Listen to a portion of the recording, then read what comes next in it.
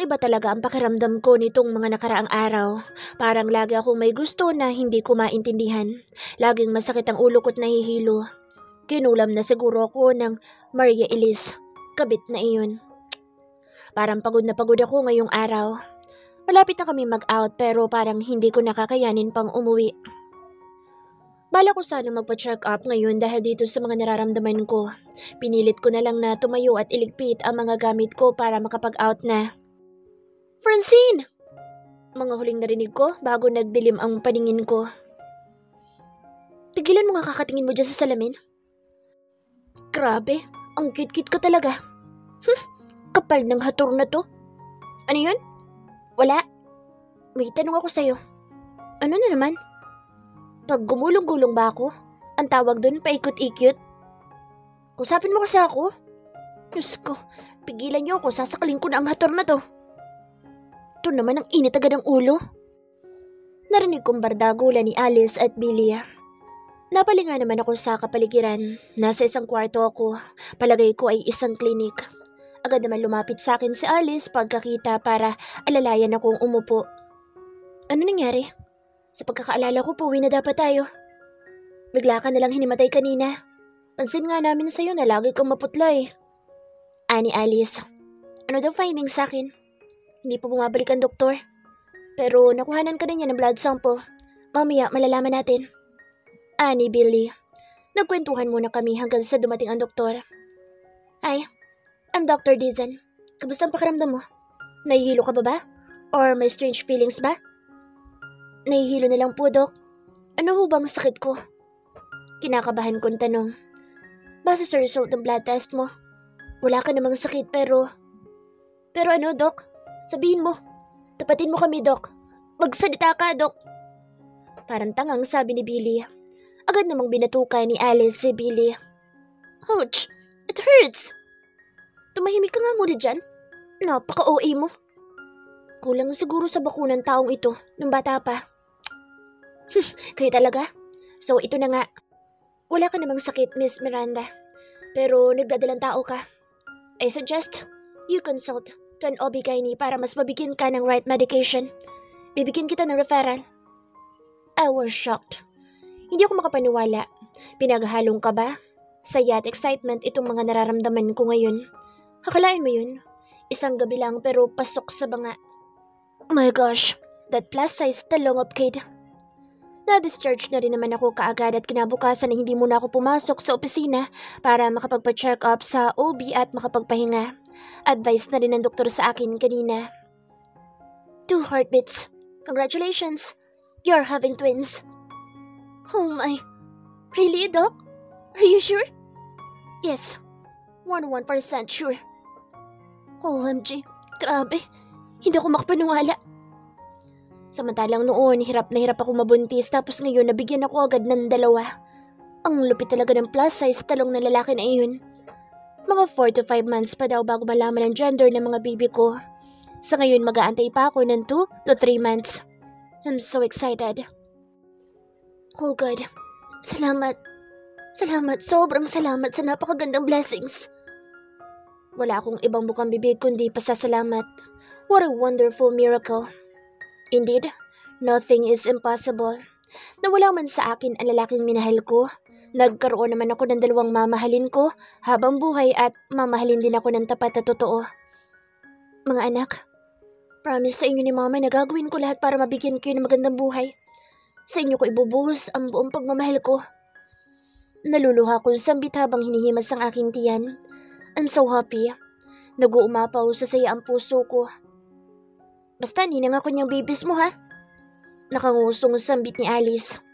Ako din, ninong nila. Pwede din namang maging daddy nila. Sabi naman ni Billy. Naku, hindi ka papasang daddy ng mga baby niyan. Isa ka lang hatur, at si Francie naman ay isang maharlikang diwata. Ito naman si Imaw, nagsuselos agad. Huwag ka na magselos. Natawa naman akong bigla sa pagtatalo ng 2 ito. I smell something fishy. Dinalaw nga pala nila ako dito sa apartment ko. Nangungupahan muna ako ngayon simula nang bumalik ako galing Kabilaw Island. At pumunta lang sila dito para magtalo sa harap ng buntis. Hindi pa kasi mag-aminan eh. Huwag na kayo magtalo dyan. Parehas ko kayong kukunin pangalawang magulang ng mga anak ko. Baka sakaling magkatuluyan na kayo. Hoy, Francine, bunganga mo naman pasmado. Nagmamaktol na wika ni Alice. Bakit? Bagay naman kayo ah. Naku, bawas-bawasan mo yung katarayan mo kay Billy ha. Sige ka, baka ma-inlove yan bigla kay Ilana. Pangaasar kunturan sa kanya. Noon ko pa napapansin na may gusto si Alice kay Billy ah. Kaopisina din namin si Ilana. Maganda at very jolly. Ewan ko ba parang familiar sa akin ang mukha niya. Parang nakita ko na siya noon. Basta, hindi ko na maalala. Ganito ata talaga pag buntis. Nagiging makakalimutin. Nakangisi naman ngayon si Billy kay Alice. Napa-esmed naman sa kanya si Cassiopeia. Si Alice. Ano ba yan? Nakatulala ako ngayon dito sa loob ng kwarto ko habang nagmumuni-muni sa mga nakaraan. Napapaisip ako kung sino kaya yung mystery sender na iyon. Ano kaya ang totoong motibo niya at bakit lagi niya sa akin sinasabi ang pagkikita ng ex ko at ng kabit niya. 4 months na ngayon ang kambal ko. Kasalukuyan ako nandito sa mall para mamili ng ilang pirasong gamit nila. Habang abala ko sa pagtingin-tingin sa mga gamit ng kambal ko, meron na lamang biglang nagsalita sa tabi ko. Francine? Ikaw ba yan? Nilingon ko siya. Isa siya sa mga dati kong katrabaho. In place where I feel betrayed. Elvisa? Buntis ka? Stating the obvious? Char. Siyempre sa isip ko lang iyon. Nakatago ang sungay ko ngayon. Yeah. Si Kian ba ang ama? Ginitaan ko lang siya. Hahayaan ko lang siya kung anong gusto niya isipin. Hindi ko kailangan magpaliwanag sa kanila. Pasensya na kung natanong ko. Hindi naman sa nakikichismis ako. Wala kasi akong ibang naiisip na pwede maging ama kasi si Kian lang naman ang alam naming nakarelasyon mo. Pues, nagkakamali sila. Kaya ko rin makakilala ng ibang lalaki. Hindi lang kay Kian umiikot ang mundo ko. Mga ituserong frog. Kumusta na sa opisina niyo ngayon? Hindi ko na pinansin pa ang sinabi niya. Ganun pa din. Nagpakasal na nga pala si Kian at Elise. Balita ko buntis na rin siya. Mga 4 months na siguro. Baka lang naman gusto mong malaman. Wala naman ako ibang intensyon. Mahabang paliwanag niya. Di good for them. At least, natupad ng pangarap nilang makasal at magkaanak. Napahawak naman ako sa akin dyan. Hindi naman ako sound bitter, no?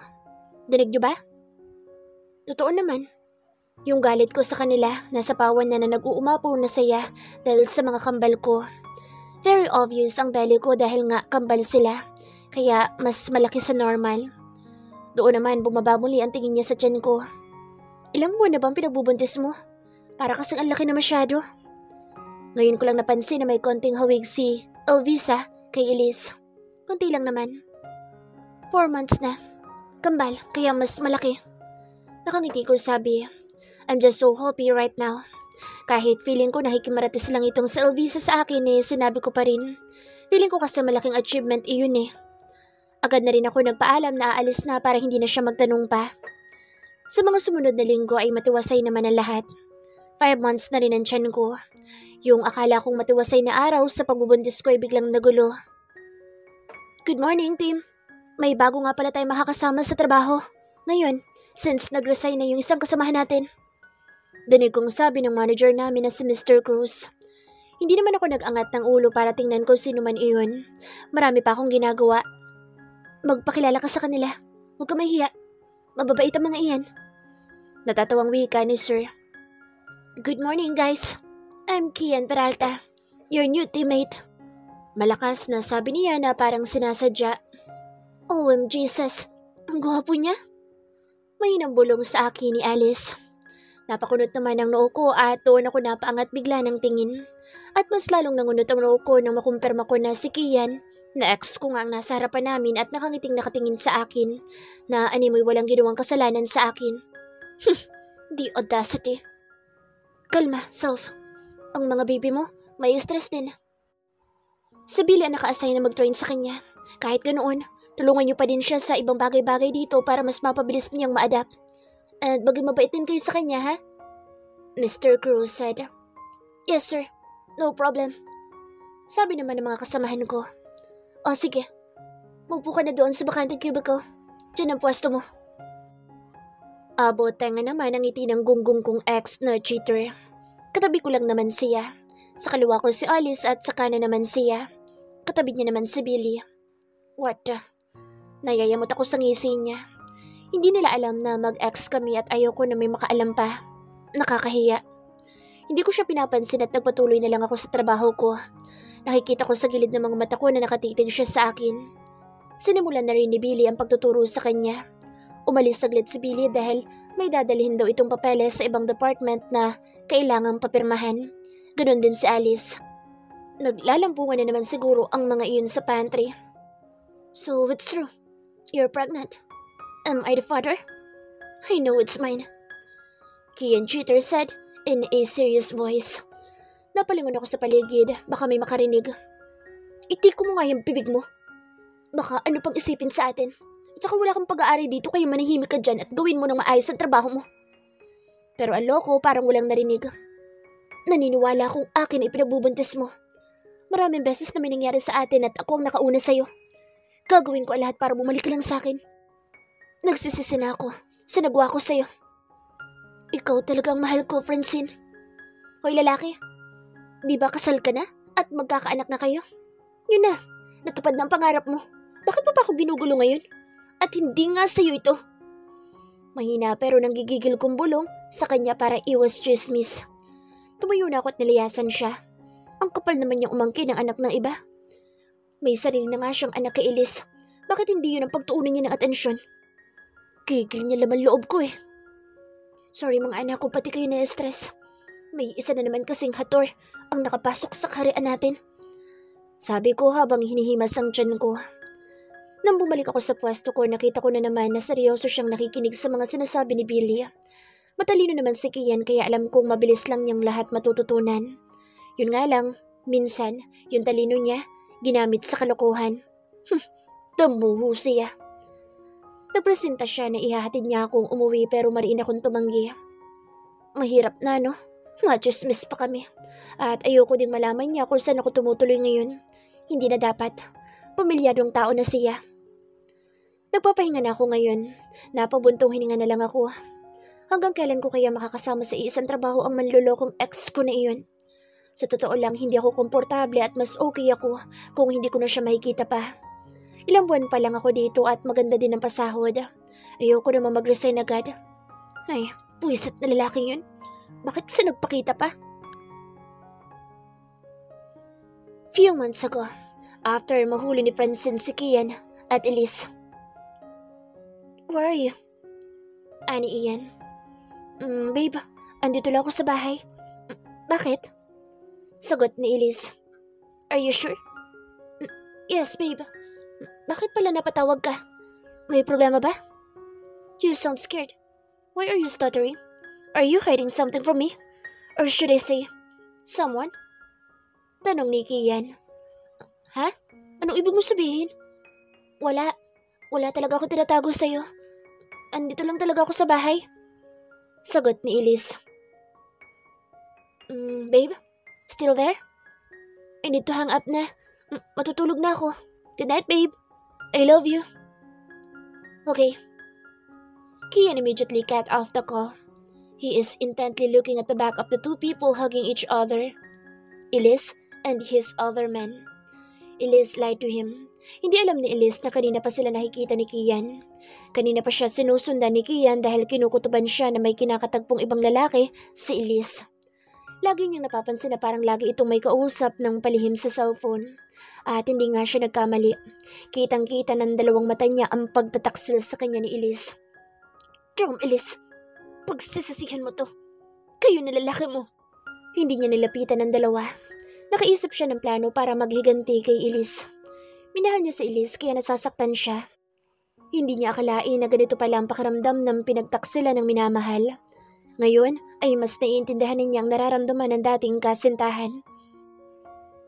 Patawad, Francine. Karma ko na siguro ito sa ginawa ko sa'yo. Totoo nga ang kasabihan na kung anong ginawa mo sa kapwa mo, yun din ang gagawin sa'yo. Umalis sa lugar na iyon si Kian at naghanap ng bar na pwede niyang paglabasan niya ng galit. Ilang linggo na lang ay ikakasal na sila ni Elise pero nagawa pa siyang pagtaksila nito. Itutuloy pa rin niya ang kasal nila. Hindi niya sasabihin kay Elise na alam na niya ang pagtataksil na ginawa sa kanya ni Elise. Hindi siya papayag na mapunta ito sa iba at maging masaya. Pakakasalan niya ito at pahihirapan. Samantala, kasalukuyang nasa France ngayon si Kaden upang sumailalim sa training bilang susunod na CEO. Ang kanyang ama ang nagsasanay sa kanya ngayon, and soon, mag-isa na niyang hahawakan ng kumpanya nila sa Pilipinas. Marami silang iba't ibang negosyo. Nakatulala na naman siya ngayon habang iniisip ang babaeng nakasama niya nung gabing iyon. Nangihinayang siya na hindi agad siya nagising ng maaga, ni hindi niya malang namalaya na kumikilos na ang babaeng paalis. Hindi ko man lang natanong ang pangalan niya. Napapailing na lang siya dahil hindi niya naalalang tanungin ang pangalan nito at naging kampante siya na makikita niya pa ito kinabukasan. Hindi niya akalain na pagising niya ay wala na agad ito. Nagkataon naman na tinawagan siya ng mommy niya para bumalik sa Canada dahil biglang inatake ang daddy niya. Kaya nagmadali siyang umalis ng bansa at ngayon nga ay kailangan niya munang kaharapin ang kumpanya ng daddy niya. I promise, hahanapin kita pag uwi ko ng Pilipinas, baby. At sana, hindi pa huli ang lahat. Ani Kaden. Walang kaalam-alam si Kaden na magkakaanak na siya. Simula din ang gabing iyon ay wala na siyang hinangad na ibang babae na makasama. Kung sakaling may iba na itong karelasyon sa pag-uwi niya ng Pilipinas, gagawin niya ang lahat kahit agawin niya pa ito o daanin sa santong paspasan. Magandang umaga. Magandang buntis ng kahariang ito. Todo ngiting bati sa akin ni Billy, sabay akbay sa akin. Well, sanay na ako na very touchy talaga siya. Not only to me, but to Alice also. Walang mali siya sa akin iyon. Ewan ko na lang kay Alice. Good morning din sa'yo, Hator. Huwag ka masyadong magdididikit sa akin. Ayaw kaya kitang mapaglinhan. Mahinahon pero may konting gigil ko sabi sa kanya. Grabe ka naman sa akin. Para naman sinabi mong suwangat ako. Nakanguso niya sabi. Napakiwi naman ako sa inasal niya. Shucks, kala niya ba ang cute niya doon? Asa na pala si Alice? Tanong ko kay Hator. Nagpunta lang sa comfort room saglit. If I know, nagpapaganda na naman yun ngayon. Bating lang yung si Kian. Yung mga kababaihan dito mayat mayang nag-aayos. Hindi hamak na mas gwapo naman ako doon ng 10 tabo ng tubig. Asar, nauntag niya. Oo naman, mas lamang ka doon. Bakit nagsasalos ka ba sa kanya? Takot ka? Nasa kanya maiilaw si Alice at hindi na sa'yo? Tukso kong tanong sa kanya. Hindi no, bakit naman ako magsaselos? Eh di ko naman siya gusto. Gigil niyang sabi. Doon naman kami biglang napabalin. Nasa likuran ni Billy si Alice. Sorry, nasagi ko yung stapler. Nauutal na sabi ni Alice at tila gustong maiyak. Alice. Ani Billy. Pupunta nga pala ako sa kabilang department. May inutos nga pala si sir. Si Alice na natatarantang umalis. Napatulala naman si Billy at kakikitaan ng awa sa kanyang muka. Parang nag-guilty ito sa sinabi niya. Billy, sige na. Sundan mo si Alice. Nakangiti ko sabi sa kanya. Ay, awan ko ba sa dalawang yan? Ang hilig maglaro ng tago ang feelings. Good morning, hon. I mean, Francine. May dala nga pala ako sa'yo. Baka kasi naglilihi ka pa. Paborito mong adobo at pakwan ang dala ko. Isa pa itong Hator na to. Dumadami na sila. Tiningnan ko lang ang dala niya at hindi na nagsalita. Naiinis na naman ako kay aga-aga. Hanggang kailan ba ang lalaking iyan dito? Sige na, Francine. Wala naman itong lason. Peace offering ko na rin ito sa iyo. Alam ko namang walang kapatawaran ng mga kasalanan ko sa iyo pero sana ibigyan mo naman ako ng chance na mapatunayan ang sarili ko. Nagsisisi na ako. Madramang sabi ni Kian. Napairap naman ako ng mata sa kanya. Kinuha ko na lang ang dala niya at baka gumawa pa ng eksena ang lalaking ito dito. Halos araw-araw ay ganyan siya. Lagi may dalang kung ano-anong pagkain. Laging nakasabay sa aking kumain at lumabas pag mag-a-out na.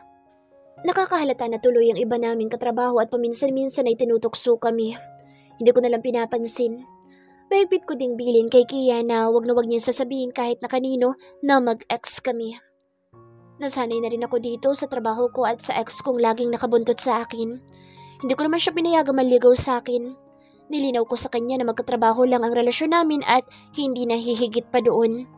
Naiintindihan naman daw niya na hindi ko siya agad mapapatawad pero sana ay hayaan ko lang daw siyang makabawi man lang sa ibang paraan. Hinayaan ko na lang siya para na rin sa peace of mind ko. Kabuwanan ko na ngayon kaya ayoko na marami pang iniisip. Magpo-focus na lang ako sa mga anak ko na ilang araw na lang ilalabas na. I'm so excited. See you soon as my miracle babies. Sige pa, Mrs. Iri pa. One more. Nakikita ko ng ulo. Kunti na lang, Mrs. Malakas kong umiri at nailabas ko din ang panganay ko. It's a boy, Mrs. Ipinakita ng nurse sa akin ang baby boy. Hinihingal ko naman itong tiningnan. Napangiti ako. Ang gwapo ng anak ko. Grabe, ang cute. Natutuwang sabi ng isang nurse. Here comes your second baby. Iri pa, Mrs. In 1, 2, 3. Pakiramdam ko'y mapuputol ng ugat ko. Pero sa awa ng Diyos, nailabas ko na rin ang bunso ko. It's a girl. Napakagandang bata. Foreigner siguro ang tatay. Nakangiting sabi ng doktor ko. Napangiti naman ako sa sinabi niya. Mukhang natupad ang hiling ko na sana'y maging kamukha nila ang papa nila. Agad namang inabot sa akin ng mga nurse ang kambal ko at pinasuso sa akin habang ang doktor naman ay sinimulan ng tahiin si Kiwi. Ilan sandali pa ay kinuha na nila ang kambal para linisan. Ganito pala ang pakiramdam na maging ganap na ina. Hindi ko pa naranasang manalo sa loto pero parang daig ko pang nanalo sa loto. Walang katumbas na salita yung sayang nararamdaman ko. 5 taon na ang nakalilipas simula ng gabing nakilala ko ang estrangherong iyon. Ang tanging alam ko lang ay ang kanyang nickname na Kate. Ikaw nang bahala sa kanila, Yasmin. Tawagan or i-text mo ako kapag may kailangan kayo.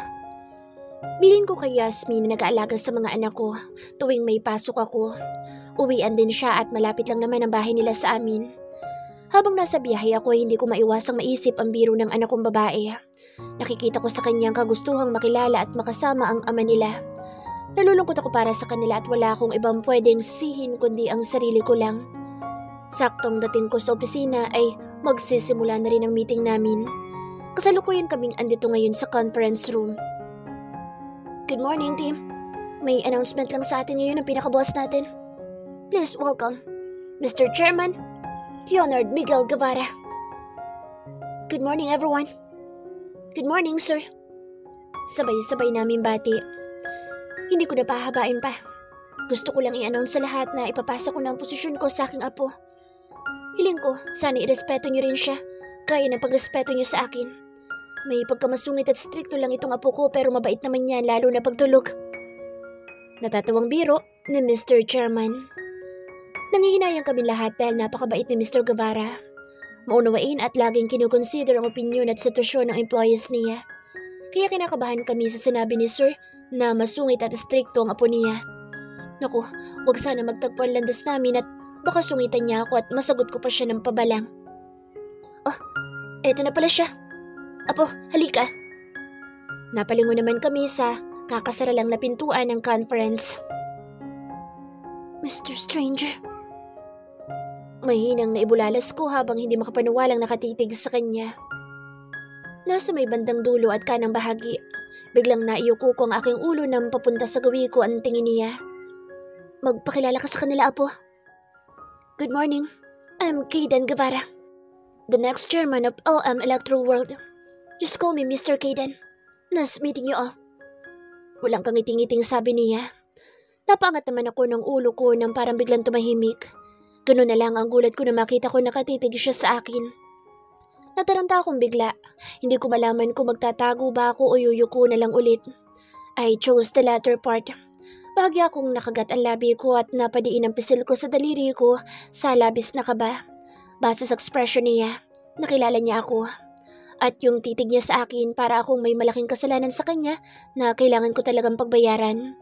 Wala naman akong kasalanan pero bakit ba ako kinakabahan ng ganito? Dahil ba sa excitement? O dahil sa katotohanan bigla ko na lang siyang nilayasan at daladala ko pa ang mga anak niya? Sumasakit ng ulo ko. Diyos ko. You can now go back to work. Yun na lang ang narinig ko sa mga sinabi ni Kayda. I mean, Sir Kaydan. Ang ama ng mga anak ko ay ang boss ko ngayon. Dali-dali naman ako lumabas ng conference room. Parang biglang sumikip ang mundo ko ng mga sandaling iyon. Ang bilis ng tibok ng puso ko nung makita ko siya. Same feelings noong gabing makita ko siya. Nakahinga naman ako ng maluwag nang makabalik ako sa akin table. Ngunit hindi pa man din umiinit ang puwet ko sa kinauupan ko ay may tumawag na sa akin. Miss Miranda, ako po si Japet, secretary ni Sir Cade. Pinapatawag kanya sa opisina niya. Ani ng secretary ni Sir Caden. Ito na nga ba sinasabi ko? Bigla akong napapikit ng mata at napahilot sa aking sentido. Hi Sir Japet. Bakit daw? Ngayon na ba? Mahinang tanong ko. Yes, ngayon din. May importante lang daw kayong pag-uusapan. Sasamahan na kita sa opisina niya. Muling tura niya. Okay, sige. Heto na. Kinakabahan talaga ako sa isiping magkakaharap at magkakausap kaming muli ni Caden makalipas ang mahabang panahon. Sasabihin ko ba agad na nagbungang isang gabing kapusukan namin? Maniwala kaya siya? Baka isipin pa niya na ginagamit ko ang anak namin para mapalapit sa kanya or mabigyan ng pabor dito sa kumpanya niya. Ay, huwag na nga lang. Medyo napalakas kong sabi. Ano yun? Tanong ni Sir Japet. Wala, may iniisip lang ako. Sorry. Sagot ko na lang. Kasalukuyan kaming andito sa elevator. Nasa pinakamataas na floor ang opisina ng chairman. Ngayon pa lang ako makakaakyat dito. Prohibited kasi ng ibang empleyado dito. Pagkabukas ng elevator ay bumungad sa amin ng napakalawak at malinis na hallway. May nag-iisang malaking pintuan sa dulo at may counter na sa palagay ko ay pwesto ni Sir Japet. Muli akong binundol ng kaba sa dibdib. Ano ba naman itong nararamdaman ko? Si Sir Japet ang nagbukas ng pinto at ini-announce ang pagdating ko. Iginiyak naman ako ni Sir Japet paloob at muling isanara ang pinto. Napahawak ako sa akin dibdib at huminga ng malalim. Dahan-dahan namang humarap ang kanyang swivel chair. Parang nag-slow motion ang paligid nang magtama ang aming paningin. Long time no see. Monomore. Ani, Caden. Sir? Pinatawag niyo daw po ako? Patay mali siya lang ako. Kunwari hindi ko siya kilala. He is intently looking at me now. Why did you leave me that day? Monomore. Ayun na naman siya. Someone or more na iyon. What do you mean, sir? Patay mali siya ko pa ring tanong. Tumayo siya bigla sa swivel chair niya. Kinabahan naman ako dahil seryoso siyang nakatingin sa akin. Do you want me to remind you how I made you scream in so much pleasure that night? Huh, baby? It looks like you're pretending that you didn't know me. Caden whispered in my ear in a hoarse voice. Lang yung lalaking ito, parang nangaakit pa. Bahagya naman ako umatras nang mas lumapit pa siya sa akin. Hindi naman sa ganoon, sir. I don't think lang kasi na dapat pa natin pag-usapan yung nangyari sa atin 5 years ago. It's just a one-night stand. And why not? Bakit kasal ka na ba? Kunot tong tanong ni sir. Hindi pa naman, sir, pero ayoko pa rin pag-usapan ang nangyari sa atin. You're my boss now. I don't think it's appropriate. Nautal ko sabi. Paano ba naman hindi ako mauutal? Ang lagkit ng titig niya sa akin at bahagyang hinahaplos ang braso ko. Nakaramdam ako ng parang spark sa paghawak niya at yung way ng pagbasa niya ng dila sa labi niya parang nang aakit. Then good. And I don't care if I'm your boss now. You're mine since the night you surrendered yourself to me. Bear that in your mind. Nakangisi niyang babala sa akin sabay mabilis na nagnakaw ng halik sa akin. Hindi agad ako nakagalaw sa sobrang bilis ng pangyayari. Agad naman si Cade na bumalik sa swivel chair niya. Langyang lalaking ito. Magna. Sinamaan ko naman siya ng tingin. Kaya aga-aga'y pinapakilig ako. Heste, iniinis ako. Oo, tama. Naiinis ako. Come here, baby. He said while smirking. Gusto mo bang kargahin pa kita para paupiin dito sa lap ko? I'm more willing to do that. Nayayamot ako sa ngisi niya. He's really flirting with me. Pues, hindi ako mahuhulog muli sa bitag niya. Last time na nahulog ako, nagkaroon ako ng kambal. No thanks, Sir Caden. Kung wala na po kayong kailangan, na related sa trabaho, ibabalik na po ako sa station ko. Mariing tanggi ko sa kanya. Kahit sa totoo lang naaakit ako na lumapit sa kanya at yakapin siya. Mas lalo siyang gumawa po ngayon at mas gumanda ang pangangatawan. Kamukhang kamukha niya ang kambal ko, lalo na si Francis. Kamusta na kaya yung plus size? Ay, ano ba itong pinag-iisip ko? Nakatitig lang siya sa akin na parang binabasa ang nasa isip ko ngayon. Ginamit ko naman ang pagkakataong ngayon para lumabas ng opisina niya. Halos takbuhin ko na palabas para hindi niya ako ma-corner pa. Grabe, ang bilis ng tibok ng puso ko.